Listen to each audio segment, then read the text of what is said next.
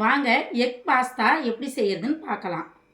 இது பாஸ்தாவை வேக வச்சு வடித்து வச்சுருக்கோம். இதில் வேகிறதுக்குள்ளே கொஞ்சோண்டு உப்பும் கொஞ்சம் பட்ரு போட்டு வேக வச்சு வடித்து வச்சுருக்கோம்.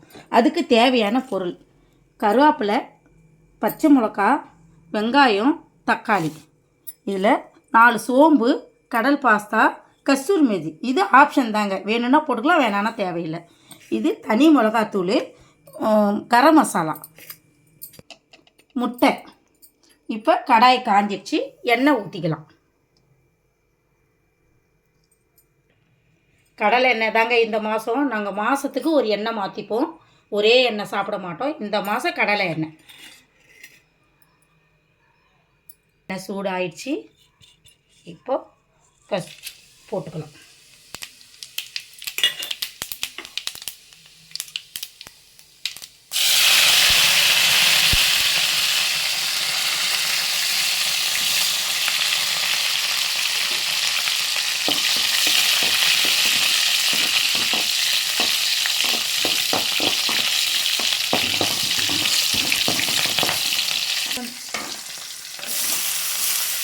வெங்காயம் போட்டுக்கலாம்.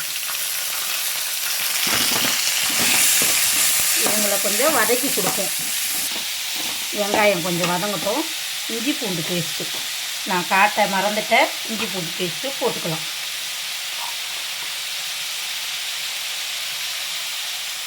முட்டை போடுறதுனால கொஞ்சம் இஞ்சி பூண்டு பேஸ்ட்டு எக்ஸ்ட்ராவே போட்டுக்கலாம், கவுச்சி எடுக்காமல் இருக்கும்.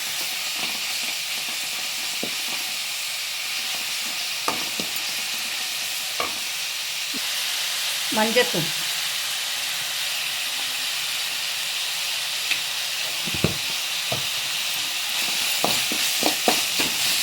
தக்காளி போட்டுக்கலாம்.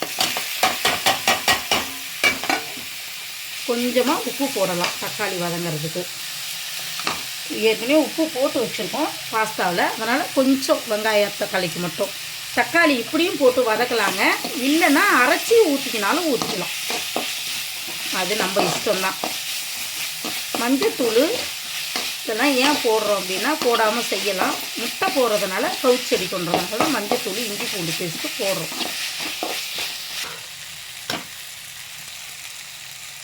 இப்போ மிளகாத்தூளும் கரம் மசாலாவும் சேர்த்துக்கலாம். வெங்காயம் தக்காளி வதங்கிடுச்சு. பச்சை மிளகா சேர்த்துருக்கோம், அதனால் தேவையான அளவு காரம் போட்டுக்கலாம்.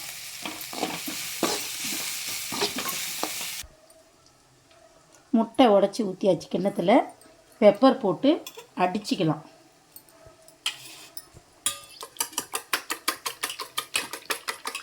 முட்டையை அடித்தாச்சு, ஊற்றிக்கலாம் முட்டையை.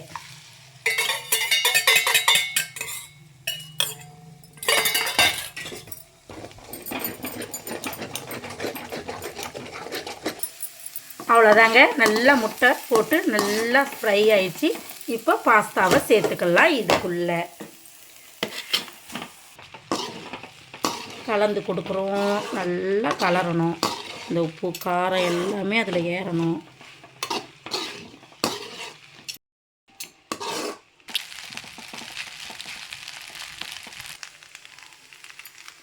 லாஸ்ட்டு ஃபைனல் டச் வந்தாச்சு.